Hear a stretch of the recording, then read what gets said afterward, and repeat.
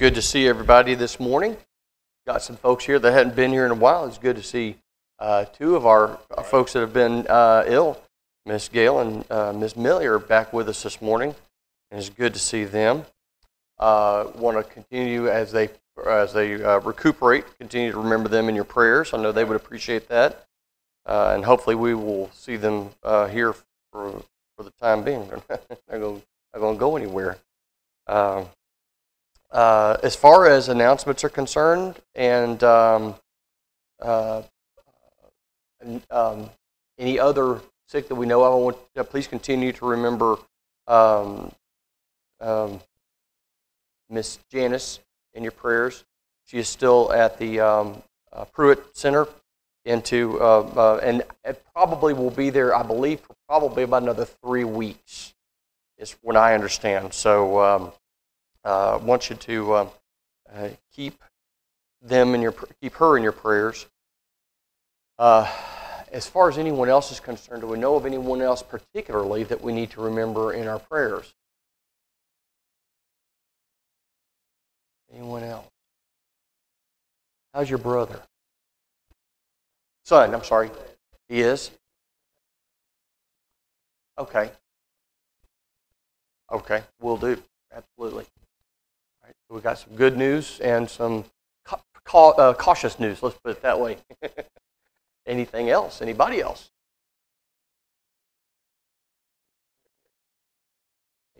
Up here. Anything else? Anyone else? I think that everybody was traveling is now back. Everybody that we've already mentioned is that we know of.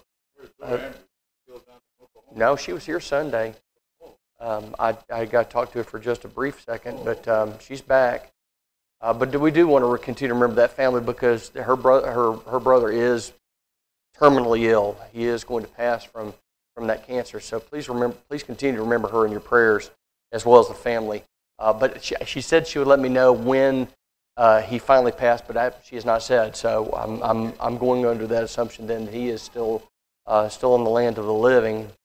But it is a matter of time because it has gone so bad for him. Let's see. I'm trying to think if there's anybody. Please remember Brother James Smalley. He has an issue with his skin as well that makes it very difficult for him to get here, and he just doesn't. When he sits there, he feels uncomfortable, and he doesn't want to cause a disruption because it just makes him itch. And he just doesn't want to sit here. I understand. Sit there and scratch his arms while he's sitting in church, and I feel badly for him. So, and he wants to be here, but he just can't. He just didn't feel like he should. So, please remember James, and if you get a chance to send him a card or drop him send him a phone call and let him know that you're thinking about him. I know he would appreciate that very much. I don't know if anybody else. But we can. I know we got it in the bulletins. Got updates and everything like that, and I'll do some updates this week for some of our folks that are here. But keep that in mind. Also, want to remind everybody of our area wide. It's going to be this afternoon. We're going to, I believe, at 3 o'clock. We're going to begin. I know a lot of people won't be here for that, but please, if you said that you'd bring something for the area wide. Plenty of time to go get that and bring it back here before the area wide for the youth begins at 3 o'clock. So don't feel like you got to. You don't have the opportunity or the chance. But feel free to go ahead and get that and bring it back. But I don't know if anything else. Is there anybody else? Anything else that we need to remember? Okay.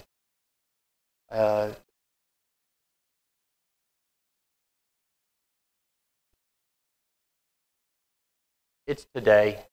It's today, not the 14th. No, it's today. It is today, 7th.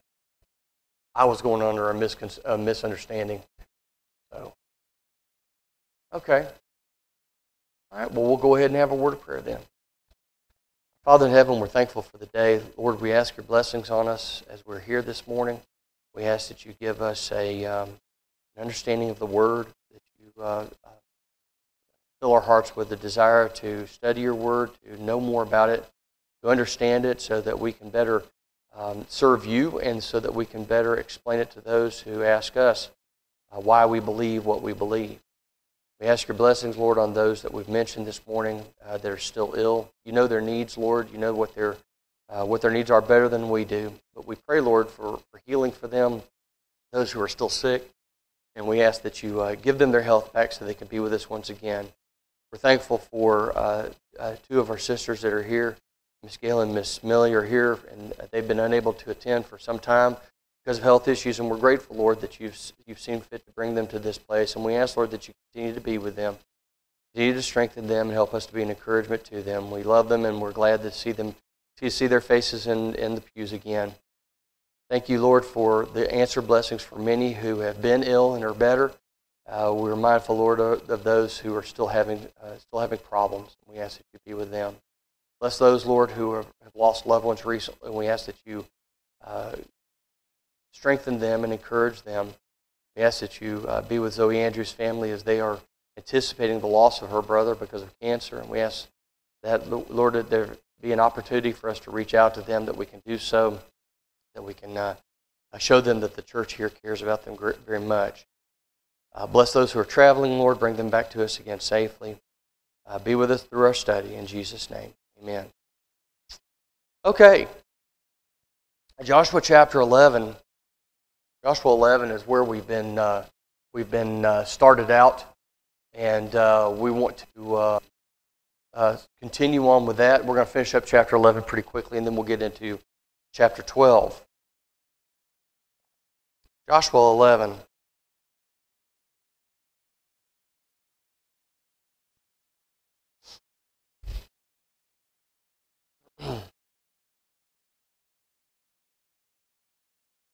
Okay. I've got two things open here. I've got a concordance and I've got give me just a moment. I'm trying to flip back and forth between the two. All right, Joshua chapter 11. What's happened before this, of course, is that Joshua has done what? Defeated this confederacy, hasn't he? There's this confederacy of the kings. All of these kings came together and they decided that they were going to preemptively make war against Joshua and the children of Israel. The reason behind that, of course, was that the works of God have come up before these people, and they realized that if they were to remain where they were and to remain separate and allow the children of Israel to come to them individually to make war, they realized what was going to happen. What was going to happen if they stayed where they were and simply allowed the Israelites to come to them and wage war against them. There's going to be destruction. There's going to be utter destruction. Because they saw what had happened to the fortified city of Jericho. They had seen what happened to the city of Ai. They had seen what happened for pretty much all the way around. It's interesting that they didn't try to defraud the Israelites as the Gibeonites did, right? They didn't try to do that. They simply said, well, what we'll do is we will go ahead now, we will gather together and we will go and we will make war. And maybe if we do this, we can catch them unawares. We can preemptively maybe cripple them so that even if nothing else, we can sue them for peace. And that idea is, look, we're not trying to take you over, but we'll let you keep what you have, but we'll come to peace between us. Therefore, you won't come after us after you've established yourself in Canaan. You won't come after us. Well, what's God's instructions to Joshua? This is what it. Behold, I have already given them into your hand. And we see that as a constant reminder by God this idea is that God had given them to the Israelites even before the Israelites had crossed over into Jordan. The promise was there hundreds of years before. God is simply fulfilling a promise that He made to the patriarchs hundreds of years before this ever happened. He says, I am going to give you this land. Okay, it will be yours. I will drive out the inhabitants. And I like how he says that I will drive out the inhabitants. You're acting on my behalf, but I'm going to be the one driving them out. So these men make this confederacy, these kings make this confederacy, and they go against them. And was it worth it at the end of the day? Now, Didn't avail them of anything, did it? They would have been just as well to stay where they were, or what probably would have been a better choice would have been to flee before the Israelites. That would have been the smarter thing to do. Run, get out, be driven out. Take the initiative and leave before you die. But that's not what they did. They thought that they could go up against God, and it may have been in their minds a last-ditch effort. They may have thought that they could win, but you see the desperation of these people, this desire to stave off the inevitable, and that's exactly what they tried to do. And of course, we know what happens is God delivered these men, all of the kings, all of the men, everyone. He delivers them into His hands. And starting in chapter 11, verse 10, we finished this last week. He says, Joshua turned back at that time and captured Hazor, which was that big city, the city where the king was from that kind of brought together this confederacy. It says, and he struck its king with a sword. Now that means simply what? He killed him. That's the idea. He struck him with a sword. It means that literally. He struck him with a sword and he killed him. For Hazor formerly was the king, or the head of all of those kingdoms. And they struck with a sword all who were in it, devoting them to destruction. There was none left that breathed. I had a question last week. Did I believe that God demanded that even the innocent be put to death? And I said, yes. It tells us this. It says there were none left that breathed. And if you read, that word none means simply that. There was no one left, no person left who breathed. That means that everyone who was still in that city. Now, a lot of people fled when they saw what happened. That's just the way that things are. They didn't just sit in the city and wait for them to be destroyed. There were people, men, women, and children, who up and they fled. They ran. They ran as far as they could, as fast as they could, because they knew what was going to happen if the Israelites won the battle against this confederacy, that they were destined for destruction. So there were a great many who left, and there were a great many who believed that, well, there's still an opportunity. Maybe they will spare us if we go to them. But they didn't know that God had commanded the Israelites to do what? To spare no one. No one. All of them are to be put to the sword. So there were none left that breathed. So yes, God did command that. Of course, we talked about this earlier, that our idea of justice and our idea of a merciful God certainly can take into consideration the idea of destruction towards a group of people. All right? So we're not going to get back into that again. If you have any questions, just let me know. But he says, and he burned Hazor with fire, and all the cities of those kings and all of their kings Joshua captured and struck them with the edge of the sword, devoting them to destructions, just as what? Moses, the servant of the Lord, had commanded them. Now, did Moses do this of his own accord? Was this something that Moses just decided to do? No, Moses was a servant of God, so Moses delivered the word of the Lord to Joshua. Joshua listened to the word of the Lord, and he obeyed it. And I know that had he not heard this coming from God, if this had not been an instruction from God, what would Joshua likely have done with the survivors of this war? He would let them live. He would have showed the mercy of mankind towards them. The idea of, well, we're going to allow them to live, we'll make them servants, and they will be allowed to live. But this goes to show how dedicated Joshua was to observing the word of the Lord. I want you to kill them all. And it's whatever you say, God. This is what I'm going to do. See, here's another example to us today. God gives us instruction, doesn't He? But how many times do we look at it from a human lens and say, but I don't think that's really what He had in mind. I don't think that's really what He wanted us to do. We look at today and we think about all over this country, all over the world. On this day, there are going to be people who are gathered together, and God has given them instruction. And what have they done? They've changed it because of their standpoint, their human idea about what they think should be done. I don't think we should exclude anyone. I think everybody should be part and parcel of the assembly, and we should fellowship with. It doesn't matter who you are. We're all on the same path. What did God have to say about that? He said, I want you to be. There's only one path. I want you to be peculiar. I want you to be strange. I want you to be, in modern day English, I want you to be weird. I don't want you to be like everyone else. I don't want you to do what everyone else is doing. I want you to do this and this alone.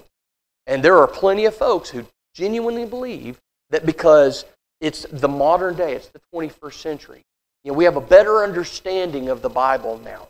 We're looking at it through a 21st century lens, and while back then that would have been appropriate, and that may have been something that would have been right, today it's a little different. And we need to look at things a little differently. We need to do things a little differently. And I love how they make that decision. Who's going to do that? Well, it's because of what I feel. I think that I feel that God would not want us to, we have the word of the Lord no different than Joshua did he, right? Joshua had the word of the Lord because Moses instructed him. We have the word of the Lord because inspired men wrote it down, and we have it in its entirety. And we can see, yes. Part of one group, that's all he's going to say. I cannot believe that kind of God would do that. They're trying to bring God in. Right. Right. Well, and that is the problem. Because I can see this. I can see myself being in Joshua's place. And had I not had the word of the Lord, had the word not spoken the word to me to devote them to destruction, to strike them with the edge of the sword, from a very human standpoint, I certainly would have found some way, at least spare the children. At least spare the old folks. I mean, they couldn't fight. They're not coming up again. That's not what he says. He says, there were none left who breathed. No one who had breath in them was left. And that's hard for us to understand. But we also have to remember that God is goodness. God is love. God is justice. God is all of these things. And if God is able to say that, then we must of necessity think that either God is wrong or we are. So what are we? Do we believe and do we trust and we hope? Do we obey God? Or do we simply say, well, God is just mistaken.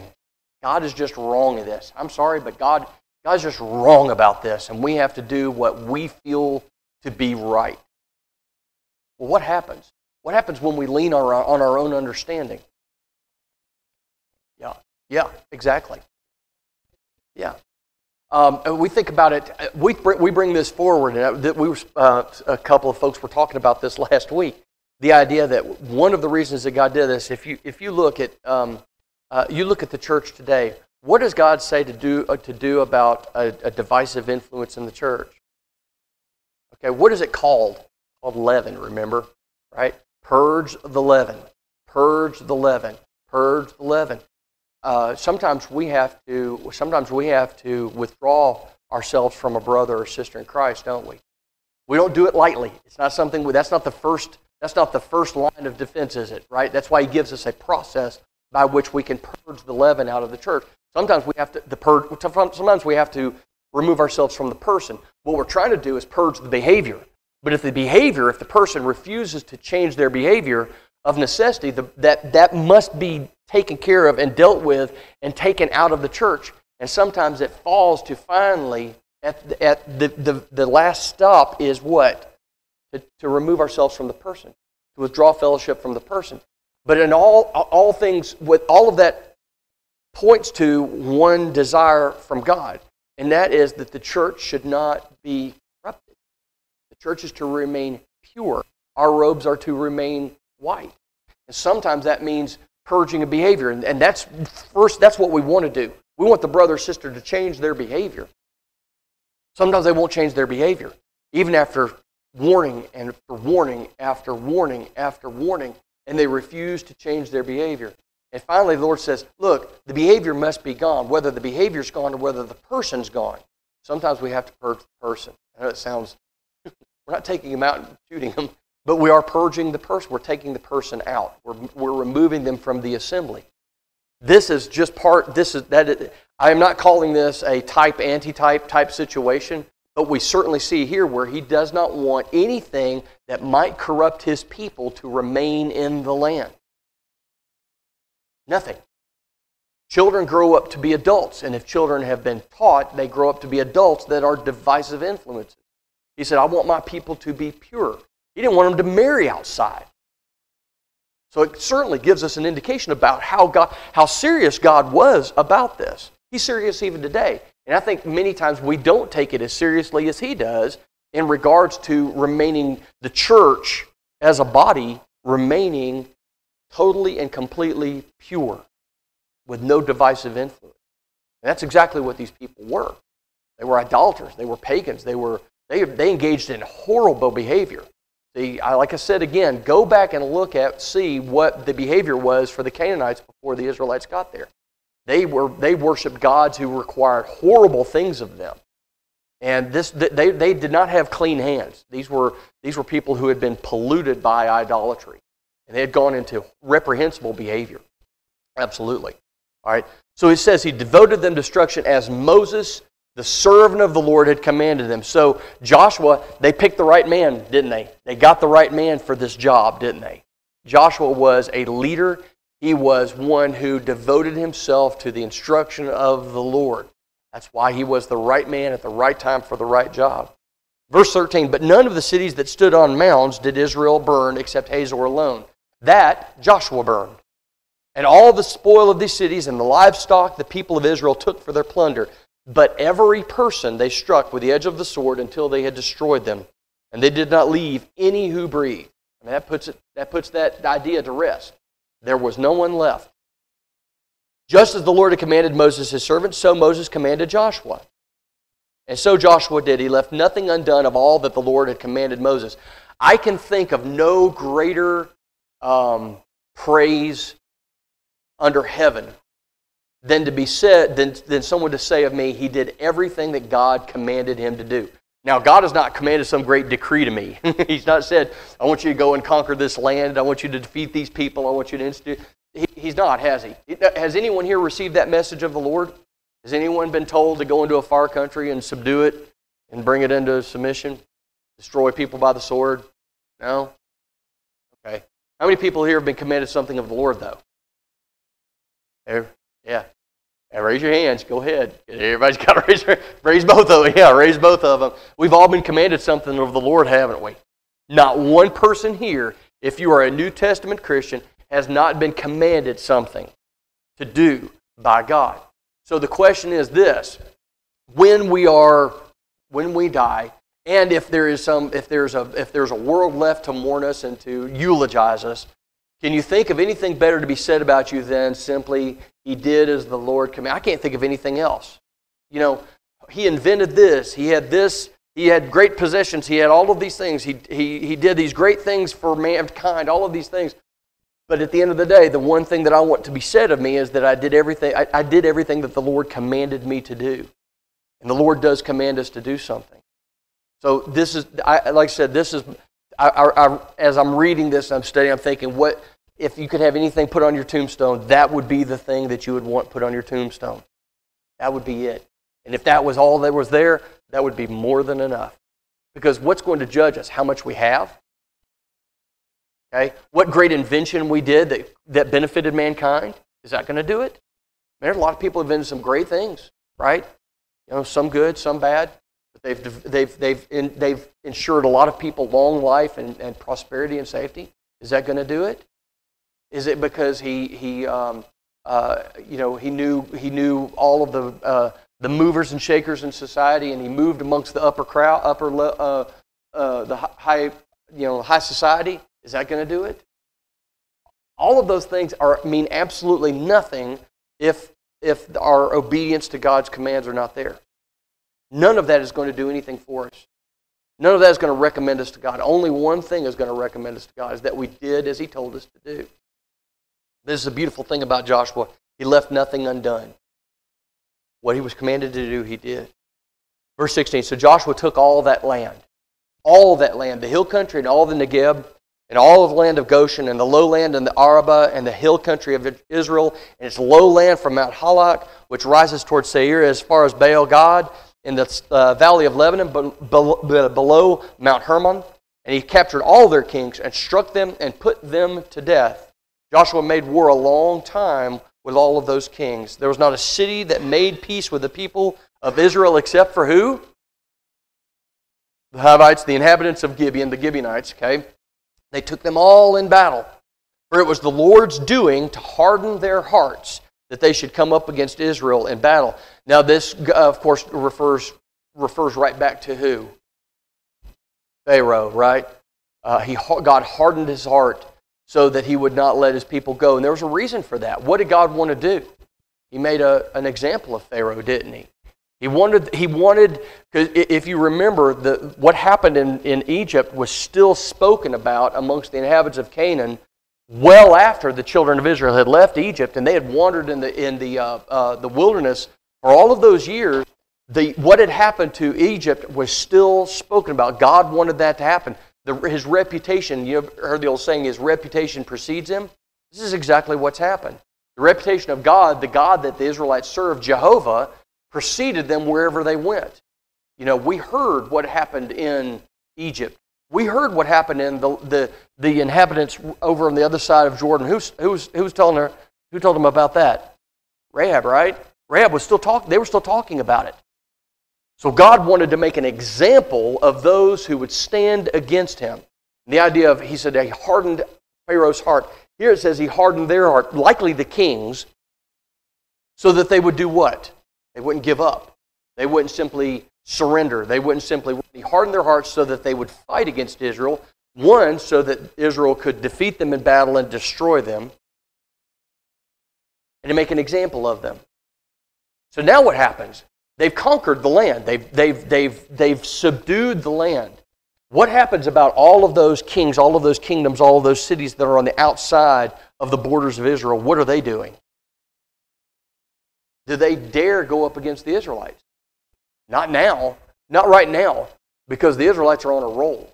I mean, they've subdued the countryside. They've driven out the inhabitants.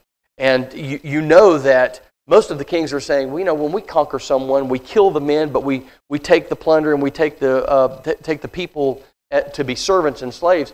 The Israelites haven't done that. They've utterly destroyed them. They've destroyed them with a sword. There's no one left. So now the reputation of Israel and the Israelites and Joshua and their God, Jehovah, they've got this reputation now. You don't want to fight against these people. So what has he given them? He's given them a little bit of a protection, hasn't he? There's a movie called My Bodyguard. It's an old movie. But it was one of those things where this young guy, he's being bullied in school, and he realizes he's never going to be able to stand up for himself. He just doesn't have the physical prowess to go up against these guys. So he hears this guy has a reputation of being a real brute. So he hires him as his bodyguard. Turns out the guy's reputation is not exactly it's not as true as he thought it was, but his reputation was that he was this he beat up a bunch of people in reform school and did all of these things, so nobody dared go up against him. Well, essentially what God is literally their bodyguard. They found out that this God of Israel, Jehovah, is the one that is going before them into battle. I mean, you think about the reputation that's come about because of all of these things. Imagine how many of those people still talking about those giant hailstones coming out of the sky and smashing these people as they're retreating in front of God, in front of the Israelites before God. That's still being talked about. So what God has done is He's ensured that for a period of time anyway, that no one dares go up against them because God has been at the forefront of their battles. And this is what's so sad about the eventuality of them leaving God as a protector and desiring a king. Here they've gone up against all of these nations with kings. They've seen what happens to the kings when God is at the head of their army. And before too long, we see where they don't want God at the head of their army anymore. What do they want? A king. It shows the fickle nature of human beings, doesn't it? How foolish they were. They defeated all the nations that had kings because they had God. Now they don't want God anymore. They want a king. Goes to show. Yeah, their destruction would come from within. As long as God was as long as God was at the head of as long as God was going before them into battle, who defeated them? Who ever defeated them when God was put in His proper position? No one, right? No one could defeat them if God was in His proper position. It was when they removed God from His proper position and put man in front, that was when they saw destruction. That was when they saw defeat. But it's just incredible how fickle they were, and how their short-term memory was so fouled up beyond recognition. It just doesn't make any sense. But there they are. There they are. Right now, everything is going good for them, isn't it? Everything's going great for them. They've defeated their enemies. They've killed the people with the sword. They've left nothing undone that God told them to do. Okay. All right. So, anyway, this is what's going on. It hardens their hearts in order that they should be devoted to destruction and should receive no mercy, but be destroyed, just as the Lord commanded Moses. Now, you tell me, if God saw fit to destroy all of these people, man, woman, and child, with the edge of the sword, you know that what they were doing was so reprehensible that there was no mercy for them. We can take that exactly as it's meant. There's no mercy meant for these folks.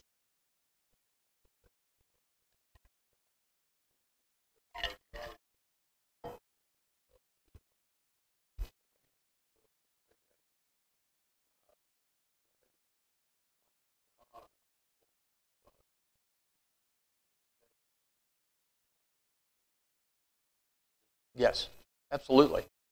And it is a great point to be made. As long as what do we do as the Israelites took God out of His proper position and put a king in their proper position? What we end up doing is we take God out of His proper position and we put ourselves there. Okay? It should always be God first and then us second. We always subjugate ourselves to God, always, forever and ever. Because when we do that, we cannot fail. Does not mean doesn't mean we're physically protected, because we look at the first century church as just a perfect example of it. They were not always physically protected. Sometimes they were. Sometimes God delivered men because He still had a job left for them to do. He still had a mission for them to do, and He spared them their lives. Only what? So that God's will could be done. Even today, as long as God goes before us, as long as we subjugate ourselves and allow Him to go before us into, let's just say, spiritual battle. Let's look at the example of the Israelites. As long as God goes before us into battle, can we fail? No. Might we lose our lives? Yes. Might we lose our fortune? Yes, absolutely. Might we lose our health? Certainly so. We're not promised any of those things. But we've got to remember, those are physical things, and those things are not to be considered too great anyway. Those should be the things that if it's necessary to save our souls, what would a man give in exchange for his own soul? Everything. I'll give everything up. If it costs my money, so be it. All right? If it costs my position in the community, so be it. All right? If it costs whatever it takes, what if it costs my family? Do we give it up? Yeah. Well, that would sting, because that gets a little closer to home. But yeah, absolutely. Nothing is to prevent us from doing all that the Lord had commanded us to do.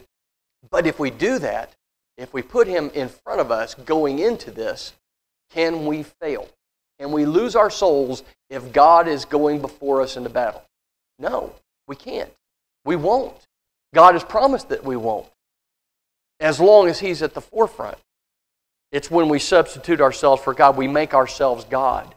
That is a common thing done, even by those who call themselves Christian. They call themselves Christian, but it is simply, to them, it's just an adjective. That's it. It's not a proper noun. It's just like, well, I'm Christian. Well, show me. They can't, because they're not. They're not.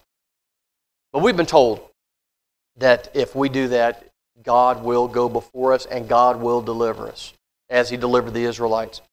At any time, had they withdrawn God from the front and they'd put Joshua, because it would have been very easy for them to institute Joshua as their be-all, end-all. They didn't see God. Joshua received instruction, but those folks didn't see God. All they saw was a man giving them instruction, so they could certainly have put Joshua at the forefront, but they didn't. They continued to let God guide them through the instruction of Joshua, and they were successful in all that they decided to do, as long as it was God's will and not theirs. All right. Verse 21, and Joshua came at that time and cut off the Anakim from the hill country, from Hebron, from Debir, and from Nob, all this hill country of Judah, and from all the hill country of Israel. Joshua devoted them to destructions with their cities. So it means that not only did the people were destroyed, but the cities were destroyed as well. There was none left of the Anakim left in the city, in the land of the people of Israel. Only in Gaza and in Gath and in Ashdod did some remain. So Joshua took the whole land according to all that the Lord had spoken to Moses, and Joshua gave it for an inheritance to Israel according to their tribal allotments. and the land had rest from war. So Joshua did everything that God had commanded him to do. All of this was in fulfillment of what? That God said he was going to do what? I will give unto you the land, and it will be yours. For how long? Forever. Forever. Here's the thing, because you've got a lot of folks who still believe that that land belongs to a group of people, and it doesn't. Okay? Remember, he said, as long as you are faithful, as long as you are obedient to me, as long as you do as I tell you to do, as long as I am your God. The problem is what? The people rejected God. The people rejected God. We did that study of the kings, remember? We saw the wickedness of the kings. In the southern kingdom, we had about 4 or 5 kings that did good, but the rest of them were evil. They did evil in the sight of the Lord. In the northern kingdom, none of them were good. They were all evil. And what was their sin? What was some of their sin? Idolatry was the big one. The same reason that God was casting out the inhabitants of Canaan, right? That was why He was casting them out. They had rejected God and they had gone into idolatry. That's why He was driving out the inhabitants of Canaan. Okay, so the kings of Israel led the people of Israel into idolatry, and there they were. This entire land that was once unified in worship to Jehovah was now a land that was divided and engaging in idolatry. I wonder why God was mad. I wonder why He was so upset with them. Here I've delivered you, I've brought you up out of Egypt, I brought you to this place, I brought you into the land, I drove out all the inhabitants before you, I gave it to you as an inheritance, and if you had remained faithful to me, it would have been yours in perpetuity. It was yours. It was an inheritance. But what did you do? Rejected me, so as you have rejected me, I've rejected you. I will spew you out of my mouth. That's exactly what He did. As you spew it out of your mouth, the land is going to spew you out of its mouth. And there they were. At that point, the land no longer belonged to them. And that's I keep going back and forth with folks who still believe that it's just a matter of time. God's going to deliver the land back to the Israelites. Like they're not Israelites, for one thing. He's going to give it back to the Israelites, and once again, Israel will be what it once was, and it will never be what it once was. They've given that up. They rejected that a long time ago. They're not like, no, they wouldn't. They wouldn't. And you know what? In God's eyes, that would have been perfectly fine. God is not concerned with that anymore. That's no longer a thing for Him. It doesn't belong to them anymore. The inhabitants of the planet Earth gave that to them. Now, in regards to that, do I support Israel? See, people have asked me, well, don't you support Israel? I support the right to exist as human beings. I certainly appreciate that there's a somewhat of a democracy going on in that part of the world. But as far as my idea that the Israelites are still God's chosen, no. It's still a group of people that are in a land that has borders. That's simply the end of it.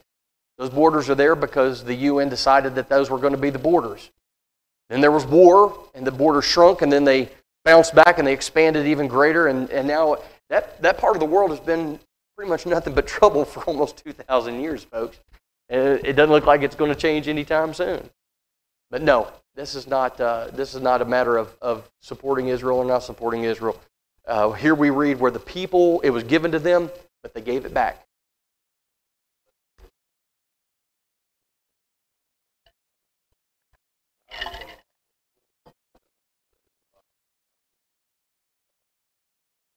Mm-hmm.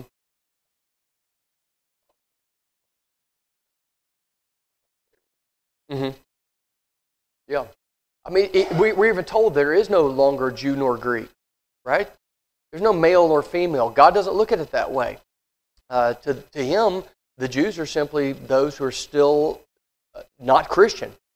Okay, we're supposed to be Christian and Christian only, right?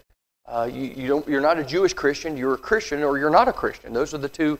That's the way that God looks at the world. Either you're in His Son or you're not in His Son. And if you're not in His Son, you've rejected God as the King in your life, the one who goes before you. If you reject the Son, you reject the Father, right? You can't have one and not the other. You can't have Jesus and not God. You can't have God and not Jesus. You have to take both of them, or you've rejected them both. All right. Real quick, I'll tell you what. I'm not going to go into chapter 12. If you want to read chapter 12, feel free. Okay? It is a little bit of a slog because it's mainly a description. It's a list of all of the kings who were destroyed in the land of Canaan. And it's a long list, and many of them are very difficult to pronounce. And rather than have to do that off the top of my head, I'm not going to do that. Okay? So if you want to go through that, go for it. But we're going to go in chapter 13 real quick. Now Joshua was old and advanced in years. And the Lord said to him, you are old and advanced in years. Talking about explaining the obvious. You are old and advanced in years, and yet there remains yet very much land to possess. This is the land that yet remains. All of the regions of the Philistines, all of those of the Geshurites, from the Shihor, which is east of Egypt, northward to the boundary of Ekron, it is counted as Canaanite. There are 5 rulers of the Philistines, those of Gaza, Ashdod, Ashkelon, Gath, and Ekron. And those of the Avim. In the south, all of the land of the Canaanites, and the Mira that belongs to the Sidonians, to the Aphek, to the boundary of the Amorites, and the land of Gebalites, and all of Lebanon toward the sunrise, from Baal-Gad, below Mount Hermon, to Lebohamath. It was divided for me. Lebohamath. All the inhabitants of the hill country, from Lebanon to Misrephoth, Maim, even all the Sidonians. I myself will drive them out from before the people of Israel. Only allot to the land to Israel for an inheritance, as I have commanded you. Now therefore divide this land for an inheritance to the 9 tribes and half the tribe of Manasseh. So, he said, even though Joshua had been living for quite some time, and even though he was old, he said there's still a portion of the land that remains left, right, that needs to be possessed. The idea was not necessarily that the people were still in full possession of those lands. Not that Israel didn't have a certain control of them, but there were people in there, and as long as the Gentile heathen were still in there, they didn't fully belong to the children of Israel. As long as there were people living in there that were once living in there, it did not yet belong to them. They had not fully possessed it. So what did God say He was going to do? I will drive them out. I will drive them out. And after I drive them out, you're going to divide up the land. You're going to divide up the land, and each of the tribes are going to have a portion of that. You notice that there are 9 tribes, right? He says 9 tribes and then a half tribe of Manasseh. Remember, some of the tribes had already received their territory before they crossed over the River Jordan. Okay, so all of the tribes are going to receive their inheritance. Now, I'll tell you what, because it's time to stop. I'm going to condense the rest of chapter 13. Because it can get, and I'm going to try to do some stuff up here so we can see what were the borders of Israel. Where did the land extend to? What part of it did the children of Israel actually possess? Where did the tribes take their possessions from? Because when he says that each tribe is going to get a portion of it, some were going to have possessions in the north and some were going to have possessions in the south. Didn't mean that you couldn't go anywhere. It just means that land belonged to you. You could live anywhere you wanted to, but that land up there belonged to you. And we're going to look at what did it mean to have a possession. When you had the land, when you possessed the land, when it was an inheritance to you, what could be done to take it away from you as an inheritance? God was serious about the people possessing the land. And your land could not just simply be taken from you. That was one of the problems that God had with the kings. The kings came in and took land from the people that belonged to them because it was an inheritance for them and for their tribe. And the kings were coming in and simply taking it, right? We read about that. Remember Ahab and Jezebel? They took that vineyard. It didn't belong to them. They had no right to it. It was an inheritance for the man who possessed it.